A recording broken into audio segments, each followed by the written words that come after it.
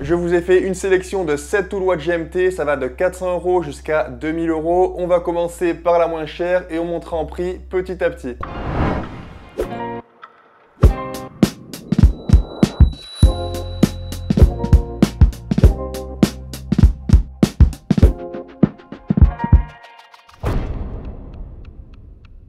Avant de commencer la vidéo, je tenais à remercier toutes les personnes qui ont laissé un avis sur la page Trustpilot de la boutique BBMode. On vient de dépasser les 300 avis avec plus de 97% de 5 étoiles, donc merci beaucoup. Alors comme j'ai dit, on commence par la montre la moins chère. Elle est sortie en décembre 2023, donc c'est très récent. C'est la Seiko SSK 023. J'adore son look qui fait un peu field watch avec son cadran noir militaire grainé. On a des touches de rouge orangé sur les aiguilles des secondes et la GMT avec le petit texte GMT de la même couleur. Elle ira à la plupart des gens avec son boîtier de 39,4 mm. La lunette est fixe donc on ne pourra pas la tourner, mais ça suffit pour lire l'heure sur le second fuseau horaire. Et c'est déjà largement suffisant pour 99% des gens d'après moi. On peut l'acheter pour 460 € et si c'est la première montre de cette sélection, c'est que j'ai vraiment pas trouvé d'autres montres GMT dans l'esprit tool watch qui vaillent vraiment le coup en dessous de ce prix. Et du coup à ce prix on a forcément des petits compromis de fait, en commençant par l'étanchéité qui n'est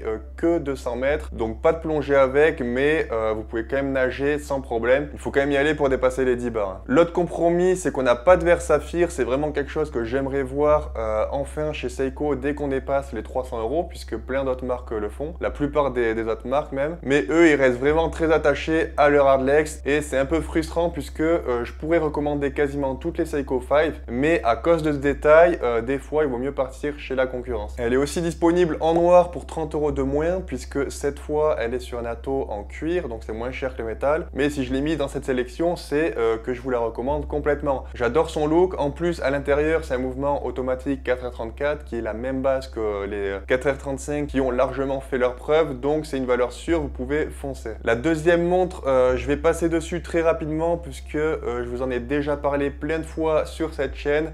J'ai même une vidéo qui est dédiée à cette montre, c'est la SSK 003 qui est aussi disponible en orange ou en noir. Cette fois-ci, on a une lunette bidirectionnelle, mais on a toujours ce verre Hardlex et cette étanchéité limitée à 100 mètres qui est un peu dommage. Le diamètre est de 42,5 mm. Beaucoup de gens qui sont habitués à des montres classiques pensent que ça sera trop gros alors qu'ils ont un poignet de 17 cm, ce qui est standard. Moi, je vous conseille d'essayer puisque oui, une montre classique de 42,5 mm, c'est très gros, mais pour ce style-là, plongeuse, enfin GMT avec lunettes rotatives, bah c'est pas gros, c'est normal. Donc si vous pouvez l'essayer en magasin, je vous le conseille. Et si vous avez acheté cette montre et que vous voulez l'améliorer en changeant le bracelet par un meilleur, vous pouvez aller sur ma boutique. Je vends des bracelets métal et rubber pour ces montres-là. Si vous voulez plus d'infos pour ces montres qui sont à 490 €, je vous conseille d'aller voir ma vidéo. Je vous mets le lien en description. Et ah oui, d'ailleurs, toutes les montres que je cite dans cette vidéo, je vous mets les liens pour les acheter dans la description. La troisième montre, elle est assemblée à Toulouse dans mon atelier juste derrière moi puisque c'est une BBMode, c'est la Cosmic White Carbon GMT. Et elle vient de sortir à l'instant en même temps que cette vidéo. C'est une édition limitée et numérotée de 1 jusqu'à 50 avec une gravure qui évoque l'exploration de l'espace. Cette montre, elle a plusieurs particularités, à commencer par son cadran blanc avec motif petite tapisserie. Donc en fait, ce sont des centaines de petites pyramides qui ont été tronquées sur un fond de dizaines de milliers de petits losanges qui donne cette profondeur très particulière. La pièce maîtresse, j'ai envie de dire, c'est son aiguille GMT avec un pattern Galaxy qui est unique à chaque montre puisque cette couleur elle est obtenue en fait grâce à un dépôt physique en phase vapeur et la façon dont il se dépose sur chaque aiguille est aléatoire. Et en plus de ça, la couleur change énormément en fonction de la luminosité ambiante et l'orientation de votre poignet. Autre particularité, c'est son insert de lunettes en carbone forgé, ça résiste beaucoup mieux au choc que la céramique. Donc pour une tool watch, c'est un matériau qui est vraiment idéal. Et d'ailleurs, c'est une vraie tool watch puisqu'on a 200 mètres d'étanchéité et une couronne vissée avec un boîtier bien robuste en inox 316L. À l'intérieur, on a un H34, la version générique du 4R34 et toujours fabriqué par Seiko. Comme je vous ai dit, c'est un mouvement qui est très reconnu, c'est une valeur sûre. Pour le bracelet, on a le choix entre Jubilee et Oyster. Ils ont tous les deux une boucle usinée avec une qualité qualité qui est bien meilleure que ce qu'on trouve d'habitude sur des montres à ce prix puisqu'elle est à 595 €. Et vous pouvez aussi prendre en plus un rubber universel noir BB Mode qui va super bien avec. Pour le diamètre, on est à 40 mm, donc c'est le diamètre le plus standard qui ira sur un maximum de poignées et on a un verre saphir double dôme avec traitement anti-reflet. Le but de cette montre, c'était de concevoir une vraie tool watch GMT originale et exclusive avec un rapport qualité-prix qui est excellent. Vous pouvez l'acheter dès maintenant sur la boutique BB Mode, ça sera le premier lien en description de la vidéo. Après, entre 600 et 1000 € en fait, il n'y a pas trop de choix, j'en ai trouvé aucune qui est vraiment intéressante. Dites-moi en commentaire si vous connaissez des tool watch GMT à ces prix. Mais j'ai vraiment cherché et j'ai pas vu grand chose, ça passe directement à plus de 1000 €. Là on va parler d'une montre qui va nous faire un bond en arrière directement dans les années 60, l'âge d'or du voyage aérien. Et elle aurait parfaitement trouvé sa place à cette époque, c'est la Baltic Aquascape GMT qu'on trouve pour 1104 €. Donc c'est une montre qui rend hommage au GMT des années 60 avec son boîtier modeste de 39 mm, sa lunette GMT bicolore et son bracelet grainerie. Elle évoque l'esthétique vintage tout en restant moderne dans sa construction et ses matériaux. L'ensemble résiste à l'eau jusqu'à 100 mètres puisque c'est pas une plongeuse à la base. Et sur le dessus on a un verre saphir bombé. La lunette arbore elle aussi une couche de saphir qui protège l'échelle horaire de 24 heures qui est colorée en dessous. Elle est disponible en 3 couleurs. Chaque lunette GMT présente un bleu marine sur le dessus avec une couleur complémentaire en bas. Donc vous avez le choix entre orange vif, le vert un peu plus fun et le gris pour le côté plus sobre. Moi ma préférée c'est clairement la verte.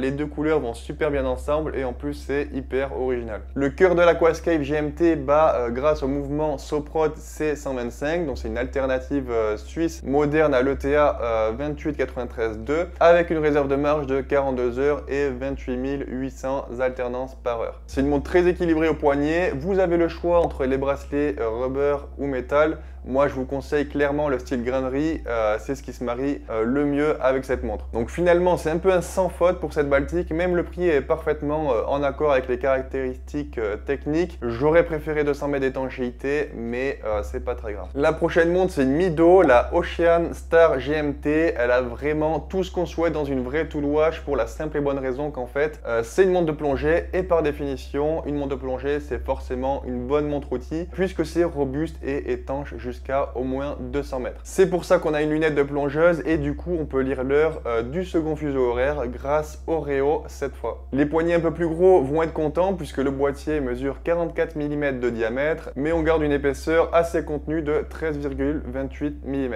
D'ailleurs le mouvement GMT Mido 80 basé sur un ETA a une excellente réserve de marge de 80 heures. Par contre on n'a pas de réglage rapide de la date donc pour l'ajuster il faut passer l'aiguille des heures avec la couronne en passant 2 fois sur 12 heures. C'est le seul truc dommage sur cette montre puisque non même le bracelet est excellent, on a même une boucle déployante avec extension de plongée. Je vous la recommande à 100%, elle est dispo dans 5 coloris et ça va de 1350 € à 1560 €. La sixième c'est encore une Seiko, on peut l'acheter pour 1700 €, c'est pour moi la meilleure sortie de Seiko depuis au moins 3 ans. C'est la SPB 383 qui est aussi disponible en verte, c'est la 381 ou en bleu glacier qui était une édition limitée, mais je crois qu'elle est encore disponible parce qu'il avait fait 4000 exemplaires quand même, c'est pas mal. C'est la SPB 385. J'avais aussi fait une vidéo sur cette montre d'ailleurs. Celle-ci aussi c'est une plongeuse, donc on a bien une lunette de plongeuse et on lit l'heure GMT grâce au Réo. Donc comme pour la Mido, c'est forcément une bonne tool watch. Couronne vissée, 200 mètres d'étanchéité, boîtier et bracelet robuste, etc.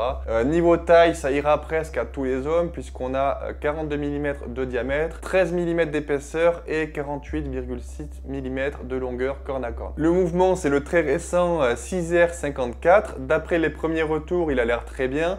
Je le précise puisque des fois sur les premières versions des mouvements chez Seiko, c'est pas toujours parfait comme avec les premiers 6R15 par exemple. Mais là ça a l'air bon, il n'y a eu que des bons retours et on a 72 heures de réserve de marche, donc c'est très confortable. Là encore, j'ai trouvé aucun défaut à cette montre. À chaque fois, j'essaye vraiment de trouver des défauts pour les montres que je présente, puisque je sais que c'est le plus intéressant pour vous, pour faire votre choix. Mais là, il n'y a vraiment rien à dire. Peut-être une petite gravure sur la couronne, ça aurait été encore mieux, mais c'est vraiment un détail. La dernière montre, c'est la Sinn 105 UTC. C'est la montre la plus sobre de cette sélection, mais aussi la plus chère. On la trouve pour 1750 €. La simplicité, ça a toujours été dans l'ADN de Sinn, donc c'est pas étonnant. Il privilégie la cohérence et la fiabilité plutôt que l'excentricité, et c'est exactement ce qu'on demande à une montre outil. Elle se décline en deux coloris, une noire, une blanche, avec un cadran qui est parfaitement symétrique, sans parler du texte puisque